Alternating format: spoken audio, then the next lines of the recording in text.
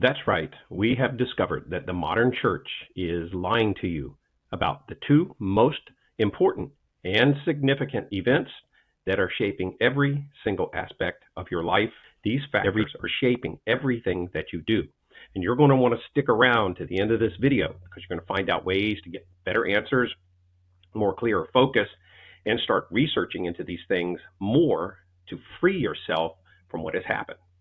Almost 100 years ago, this began the hijacking of the modern church. Now, I'm going to prove this to you by answering first a question that 99% of the modern church is following and they have been deceived on. And I almost guarantee that you are probably one of them because I was years ago. Are you ready? Who is actually the chosen people of God now and for the past 2,000 years? Now, Jesus gave us a parable so that we could identify this. And we have to ask the question, was Jesus lying, or is the modern interpretation, someone hijacking the church, lying to us?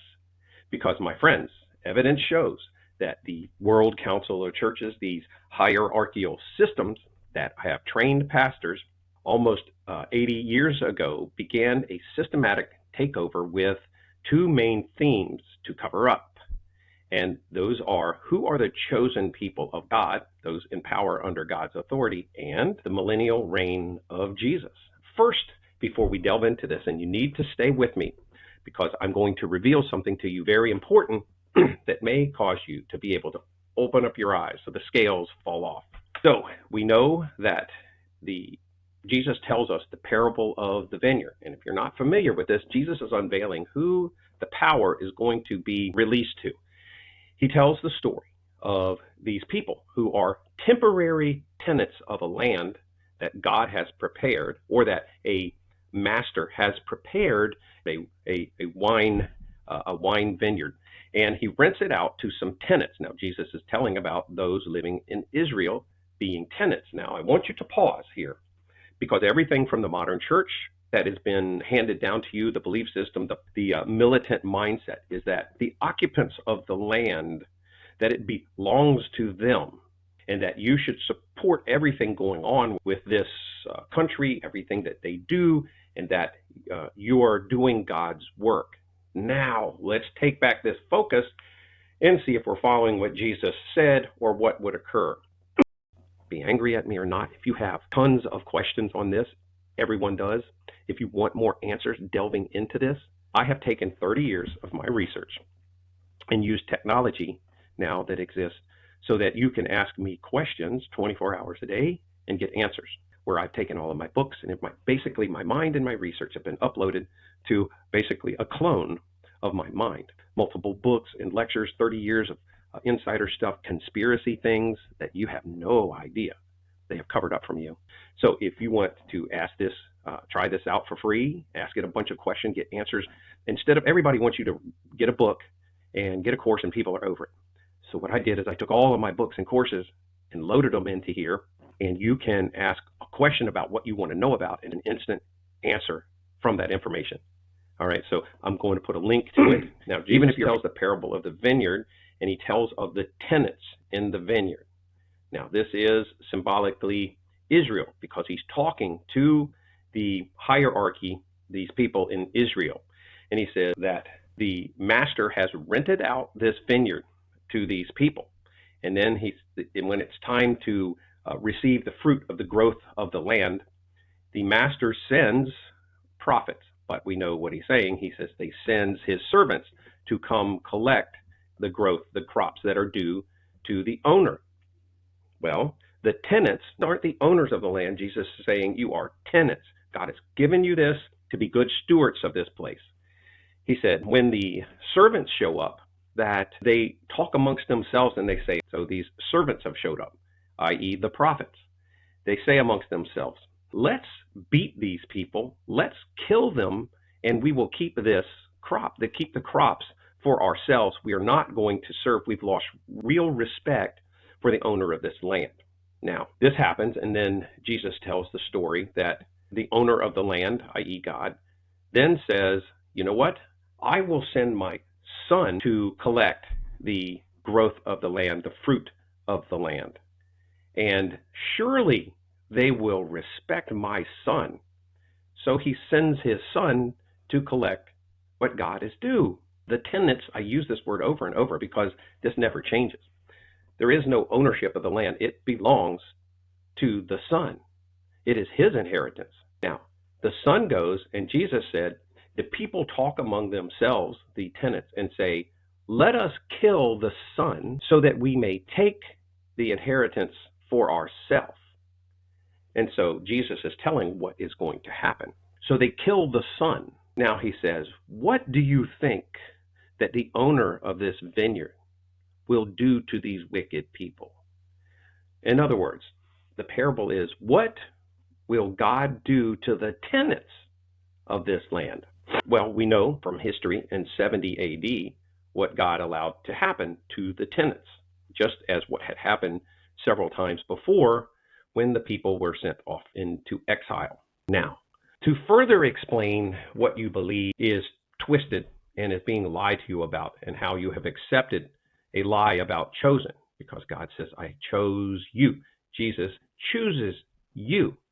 Now, I'm going to tell you, there is even Galatians we're talking about, where it tells about Abraham's wife and Hagar having a child. Now, this is the reflection of who is going to inherit the land. Hagar is Abraham's bondservant, or handmaiden, whatever you want, is a bondservant. And Abraham is unable to have a child with Sarah. We all know the story. So eventually Sarah says, well, maybe it's a good idea you have a child with the handmaiden. So Abraham has a child with Hagar, and later by faith, because God told Abraham and Sarah they would have a child even at old age, Hagar and her son is the child of the flesh.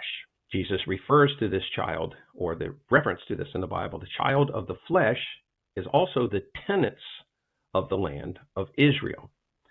Now, Sarah and Abraham have a child by the Spirit. It is physically impossible by this time for Sarah to have a child due to the old age, but it is by of the Spirit that a child is born to Abraham and Sarah. Now, we want to reflect on this in complete understanding from the parable of the vineyard, as it tells that then Hagar's son was mocking the child of Sarah. And Sarah realized that this handmaiden servant child could not be the inheritor of the kingdom of God on earth, or be the chosen. So the Hagar and her child is kicked out of the inheritance. Pause here and think about what's happening. They're kicked out from the inheritance. The children of the flesh are kicked out, and the child of the Spirit becomes the inheritor of Abraham, who is the father of all who what? The father of all who believe. So we have two aspects now giving strong support, in fact, proof that who receives the kingdom of God? Is it those of the flesh? No, that is Hagar's child. Or is it the child of the Spirit, which is Sarah's child? Who receives the rewards? In the parable of the vineyard, we're talking about that the land would be taken from them, the people punished, and it would be given to someone else. Now, as you read the New Testament, you come to understand this completely. You have been led to believe a complete and utter lie that was introduced some time ago by the introduction of this thing called the Scoffield Bible. What you don't understand is you think that this teaching and this methodology and this belief system being punched into your head, you're literally punched in the face every time you go to church by this Scoffield Bible teaching that no one believed throughout a couple thousand years of history until now, except for Hagar's children. They believe they are still chosen and the land belongs to them. But that's in direct opposition to what God says, to what Jesus said. Whose land is this? So if we sit back and think about it, these people whom the tenants decided that the world was going to belong to them now, not just this land, but every country. There is an attempted takeover, and you'll find the tenants trying to take over the world. Who does the world belong to? Jesus, it says that the world came about through the Word, right? So it is by him and through him, and he is the King of Kings. This world is his, it belongs to God. It does not belong to the tenants. The land was given over to those who believe. You've been misled to believe that. So if people still believe in God, which they don't believe in the same God you think they do, but they don't. And the tenants disrespect, in fact, killed Jesus, meaning they utterly reject him. The land is given over to who are the believers, who actually, as does the world and this small place in the Middle East literally belong to according to Jesus? Does it belong to the people, to the tenants that you've been punched in the face about for nearly 80 years in supporting, in allowing takeovers of your country, in occupying your prayers with? This has been an interjection by this Scoffield Bible, which was introduced by the Rothschilds, paid for this Bible to be created, and then they paid for takeovers into the seminary schools and for this message to come about. And then they funded and put these mega church pastors on television. They gave them all kinds of wealth and book deals and things to pay to get this message spread amongst to where it's now common knowledge. Now, you'll be quite angry about this. I would have been several years ago thinking that this person telling me this right now is against God, when in fact, all I'm doing is telling you exactly what the scriptures say, that you've been brainwashed over into not reading Jesus' own words. If someone gets married into a covenant, right? It's a covenant, and there's a marriage, but one of the people break that covenant, the covenant is over. Although, and it's the same with a covenant with God. If God makes a covenant with people, right, or a person, and they break it, God kept his covenant. That is true. But the covenant is over because the people broke that covenant. Do you understand how, if you have been misled, if you have been lied to, if this is Satan's short season, then those who oppose Christ may have fooled you into supporting everything being worked behind the scenes to bring down Christianity. Now, stay with me, because I have another huge point that affects every single day of your life, and that is people now, the Christian church, for this past 80 years have been led to believe that a rapture is coming and that Jesus is going to return and save them right now, and there'll be a 1,000-year reign of Christ. Problem: the Bible was written to people that lived during that time. The whole misconception right now, there's a lot of psychological stuff that goes into it, where even the elect can be deceived. Okay, I want you to understand something here. The Bible was written to the people who were alive at that time. It was written to the churches that existed that time, the New Testament and the information, and it was for them, it was about them, and it was about the events that would take place in their lifetime. The message for us that we can take from all of it is Jesus, yes, is still the king. You still need to be saved. There is messages about how we should live and treat each other. But we are living in Satan's short season, a completely different timeline. So Jesus looked at the people standing there, and he said, surely some of you will not die before you see the return of the Son of Man. He was the King of Kings. When he was resurrected from the grave, he assumed his kingdom, right? When he was resurrected, at that point in time started the millennial reign of Christ. He was the King of Kings of this earth. The book of Revelation also writes to the people who were alive at that time, and it says, return, Lord Jesus, quickly 2,000 years later, for a group of narcissists who think that we opened up the Bible and suddenly that book was written to us now, right this second. That's absurd, but this is what we have believed. In fact, I believed it. These mega church pastors and the pastors coming out of these seminary schools, I know, I went to a seminary school. They teach this. And people want to feel like they please God and they're doing the right thing. And surely I should never question any of this, because wiser people have studied this for thousands of years, and they would tell us the truth, wouldn't they? Well, my friends, no, they would not. They are part of the deceived, perhaps the elect who can be deceived. All you have to do is read the Bible for yourself.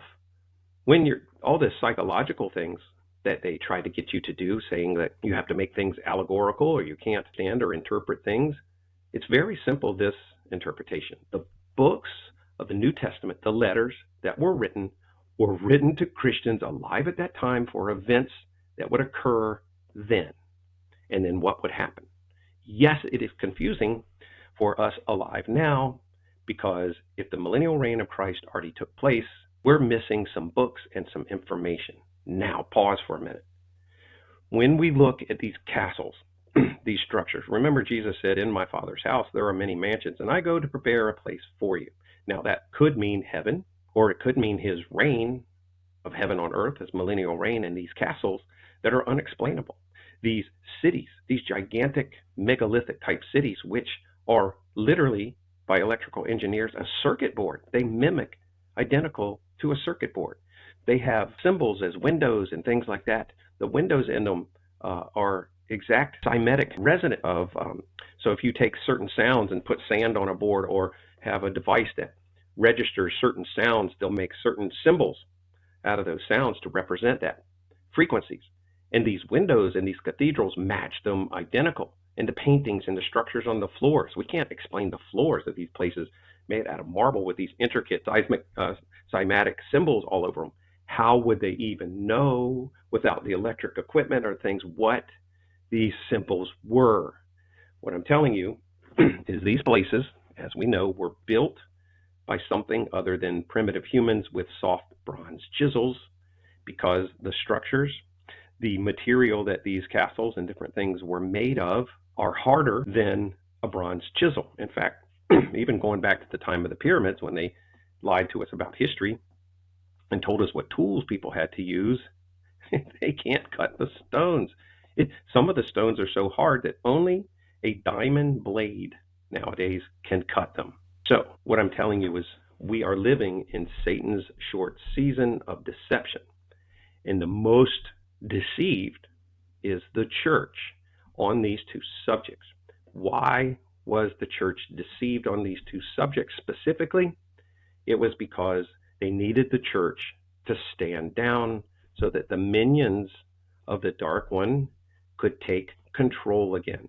And in fact, as the Bible talks about too, that even the elect being deceived, they would serve against Christ. They would actually think they are doing God's will and be serving against Christ at the same time. In fact, some of you right now, and I know the feeling because I would have felt it years ago, some of you feel a welling as if, blasphemy, how can you say this? This makes me crazy. I'm so angry inside. Well, it's not coming from God, because if you read the Word of God, if you listen to what Jesus said, he flat out draws a line in the sand. He brought a sword to divide. What's happened is someone at church, a theology, has told you what to think about what you believe before you read it for yourself. And that's what I would like you to do. I'm not going to tell you what to believe. I'm going to say, go back and read this from the lens that it was written to the people alive then, that the events took place, that there was a millennial reign of Christ. And this is what explains why all of our history appears to be a lie, why we're missing hundreds of years from the timeline as mathematicians, and people are learning that our calendars were changed. Remember the changing of the times and the season. Our calendars were changed. There's missing time. Russian mathematician, I forget the guy's name all the time. This Russian mathematician has gone through and proven through mathematical calculations that our history is nothing but a bunch of repeated stories with the names and dates changed, but it's the same characters. Someone has gone through and covered up the past.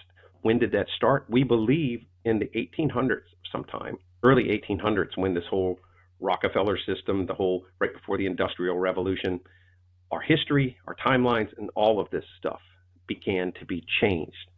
Now we have a systematic cover-up, and even laws being passed where we can't question who's taking control. We can question everyone else but the real people taking control, and they're against Christ. My friends, be angry at me or not, if you have tons of questions on this, everyone does. If you want more answers delving into this, I have taken 30 years of my research and used technology now that exists so that you can ask me questions 24 hours a day and get answers. So it's a private server where I've taken all of my books, and basically my mind and my research have been uploaded to basically a clone of my mind, where I cannot get to answer thousands of questions, but This clone of my mind can answer everybody's questions based off all the research, multiple books and lectures, 30 years of insider stuff, conspiracy things that you have no idea they have covered up from you. And when you realize this, you'll understand more that this is Satan's short season. So if you want to ask this, try this out for free, ask it a bunch of questions, get answers. Instead of everybody wants you to get a book and get a course and people are over it. So what I did is I took all of my books and courses and loaded them into here, and you can ask a question about what you want to know about instead of having to spend a couple of months reading a book. You get an instant answer from that information. All right, so I'm going to put a link to it. Even if you're angry about this, try it out and ask questions. It may answer a lot of questions for you that you're having about these subjects, because we want to know the truth. I feel what is happening to us right now is we've been deceived on purpose to believe that Jesus is returning, there's going to be a rapture, to get the church to stand down as Satan in his short season, and his minions are those who reject Christ and are working towards world domination, which is so blatantly obvious once you step outside and realize what Jesus said and then put the factors together. Only the church can save us from destruction within this time. The rapture took place a long time ago. The millennial reign of Christ took part a long time ago, and we are in Satan's short season where he's hidden history. He's deceived the whole world. Remember, that's what it says. He is coming, he'll deceive the whole world, which means if the world knew about Jesus coming and ruling for 1,000 years, all these castles, all this time of peace, which they call the Dark Ages. Boy, what a good name to call something that was the Enlightenment period, right? All of this deception has been done to us, and we are living through a whole different timeline and a whole different season. Because of this, we don't know how big this planet we live on is. I'm telling you for a fact, I did a video on this showing that what we think is the blue marble in the shape of the earth was filmed close from NASA footage. It was filmed up close through a camera at the back of, all of this is caught on film now that was released. They faked the whole blue marble thing. And when they had a silhouette in the window, put the camera on the other side, you hear the astronauts talking, and then the camera's still running, and they removed the silhouette, and what's supposed to be the earth, let's say it's supposed to be this size, all of a sudden fills the whole window, which means the earth is much bigger than this blue marble that we've been lied to about since the 60s. Crazy, right? More information you never knew about. This is NASA's own footage, and it was before the AI came out recently to alter it all. So this information you need to know about, and when you start understanding things, you can free your mind and we can stop the deception coming to us from the news, coming to us from science, coming to us through the medical systems that are designed to keep us sick and extract all of our wealth from our bank accounts. Also within this, I have extensive things on helping Christians earn more money from the uploads of my teachings from Millionaire Mindset. So if you have questions about getting out of this system we've been put in to keep us impoverished, you can start asking questions for that. Tons of information, 30 years of research instantly at your fingertips. And it's not online where it's like these chat bots and stuff that people are told to use now, where they're woke or they're controlled or they're censored. This is just my brain in a private server that can answer your questions 24 hours a day. You just type them in, and I think you can upgrade on that thing because it's expensive, but you can upgrade on it and actually have an audio conversation, which is cool too, because it's my voice talking to you. So anyway, I'll leave a link in that for you guys to ask questions you have and try this out. Okay.